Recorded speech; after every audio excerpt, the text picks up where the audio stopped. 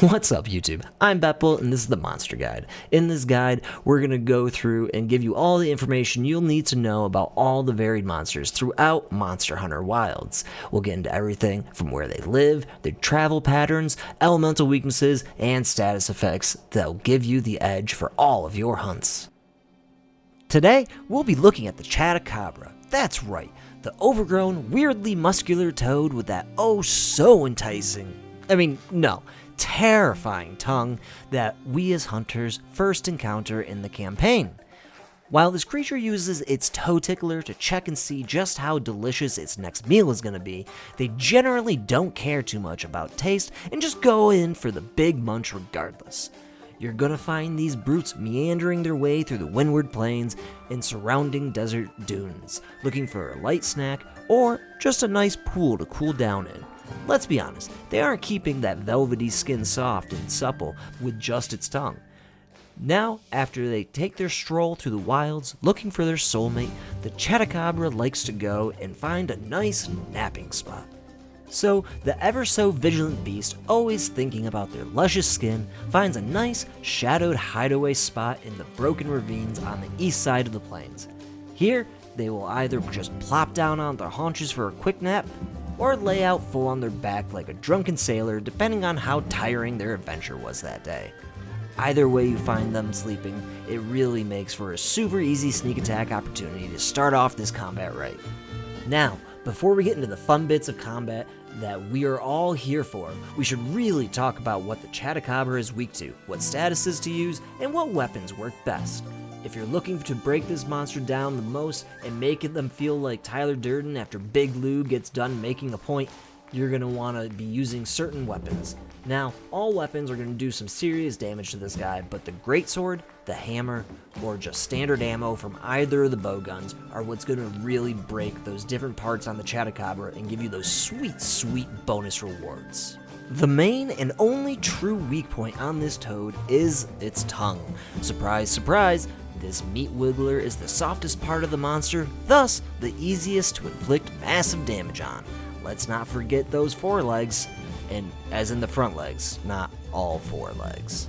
The forelegs are covered in stones and random terrain as the frog has evolved to create a sticky mucus-like substance on those appendages as some sort of dual defensive and offensive armor to help claw its way back up to the top of the food chain.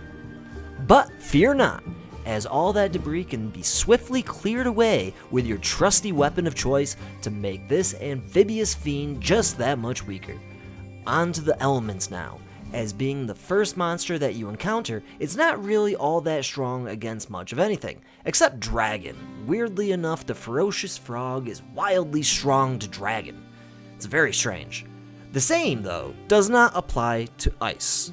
Ice is its first elemental weakness, and across the board, it's pretty okay. Doing a solid 1 star of extra damage across the board on all of the Chatacabra's hide bits. Not too shabby, you may be thinking to yourself. Let me just get my own Zweihander and throw frost onto that bad boy, and let's go toad hunting like we're in the lands between, looking for that annoying pot man. But no. There is something that is even stronger than the ice in your veins, young one. That's this game's permanent gold pine resin that is imbued with all thunder-based elemental weapons. The thunder damage type does a mildly more impressive 2-star additional damage to most of the parts of the Chatacabra. Now, you may be asking yourself, Beppell, what on earth do these stars actually mean? And to that, I answer you with, I have no idea, man. I'm just assuming the more stars equals more damage. I did a quick 10-minute Google look into this while writing this script, and I could only find vague guesses at best. So I am saying more stars, more damage. And that's what I'm sticking to until one of you can find me a solid source to actually show me the different numbers. Okay, now, back to the video. Now we are working our way into the most effective statuses to use against our Chata friends. While poison is one of the strongest effects by star ranking system, 3 stars. I have done some experimenting, and while yes, the Chatacabra does become poisoned quite easily, The damage that comes out of it is pretty minimal, and I'm not swayed that poison is actually good at this point. On to sleep though, which I would argue is actually a pretty decent effect all around. It'll put the enemy to sleep, obviously, it's sleep, and allow you to put on some buffs or set up some bombs for a nice little surprise for the guy to wake up to. The main downfall for me is that you only get one good attack in, and then the monster will just wake right back up and get back to trying to defend against your wicked onslaught. Next, we have paralysis. This is by far my favorite effect because once it goes into effect, you can just absolutely wail on the monster to your heart's content. Want to get in 30 fast hits with the dual blades? Go for it. Gotta charge up that super amplified elemental burst with your charge blade? No problem. Need to reapply your party buffs with your hunting horn? That dude's all ears. This is by far the most useful stat in the game, in my express opinion, and you can't change my mind. Is it going to get you the most damage you can scrape out of every weapon? No. It will, however, give you a small window to make yourself a bit stronger and make the fight that much safer. Okay, on to Blast Blight. Blast Blight is a very fun status that is great for inflicting extra damage if that's your thing. How Blast Blight seems to work is each enemy has a hidden bar that fills up a little each time when it gets hit by blast damage. Now, once that bar is filled all the way up with the blast damage, the Blast Blight will release an explosion that will deal a decent amount of extra damage. Then the bar gets reset to 0 and gets a little bit bigger. Every time you implement the blast on your enemy, they will get a little stronger to it, and it'll take a little longer to inflict the status. This is generally how all status effects work. You go in, cause the status, takes a little longer to cause status next time. Blast Blight is probably my second favorite effect in the game, mostly because I really enjoy seeing the explosion go off every so often and just seeing big numbers popping up. It feels really good. And next in the lineup, we have Stun. As far as I am aware, there are only a few ways to stun a monster. 1. Use a flash pod. 2. Use your stun ammo in your bowguns. Or 3. Use the flash flies. The first two are much nicer because you can just aim where you want to use them, and they're just a lot easier to deal with. The flash flies can really help in a pinch though. Don't overlook them. Stun is a super useful status, as it can knock flying monsters out of the air, stop monsters from charging you or fleeing to a different area, or just blind them for a short time, making it hard for them to actually be able to hit you. Stun is an absolute must in all fights that you can use it in, and it really helps you get down those clear times. And finally, onto our last status effect that is pretty effective against the Chatacabra. That's going to be Exhaust. As far as I'm aware, it is only found on exhaust ammo, something I've never used because I don't like the bowguns in these games. So, use it I guess. It damages the enemy's stamina apparently. I have no idea how good it could be. That's it really.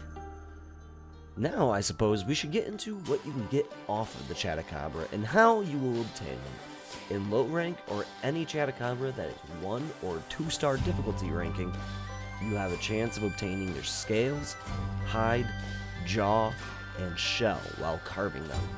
If you break their left or right foreleg, you will also get a shell. When you destroy their wounds, you'll have a 50% chance to get a hide or a scale, and then for the hunt rewards you receive after completing the hunt, you have a chance to obtain their hide, scales, jaw, shell, along with a Chatacabra certificate, which is needed to make higher rarity equipment. Now, for high rank hunts or any Chatacabra with a 3-star rating or higher, you'll have a chance of carving off a Scale Plus, Hide Plus, Jaw Plus, or Carapace. These plus variants are needed for higher rarity weapons and the high rank armor sets. The quest rewards will grant you a chance at getting the Hide Plus, Scale Plus, Jaw Plus, Carapace, and Certificate S. Both forelegs will grant you 1 Carapace each, and the wounds will give you a 50% shot at the Hide Plus and Scale Plus pieces as well. If you are fighting a tempered variant, those wounds will now give you the added chance of getting Wyverian Bloodstone Shards, Wyverian Bloodstones, small, and Wyverian Bloodstone. Now in high rank, you have the option of doing investigation quests for monsters which give you added prizes of hide plus, scale plus, jaw plus, and carapace for the basic investigations. Valuable investigations will add a higher chance of getting the jaw plus and the carapace, while rare investigations will always give you 3 carapace pieces. So while it may be fun just to go running around the map and take down beast after beast, you really are missing out on a lot of added bonuses that the investigation quests give you. Also remember, if you are able to, always go for tempered or frenzied variants, as they give more loot than just the basic monsters. And finally, we have come back to the part that everyone loves the most, the fighting aspect. Now, this monster is the first monster you will come across, so there really isn't anything all that special about them. Use what your weapons give you access to.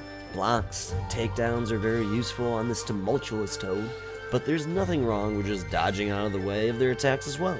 The attack patterns are quite slow and overly telegraphed, so just keep an eye on the monster, block its attacks, and deal as much damage as possible.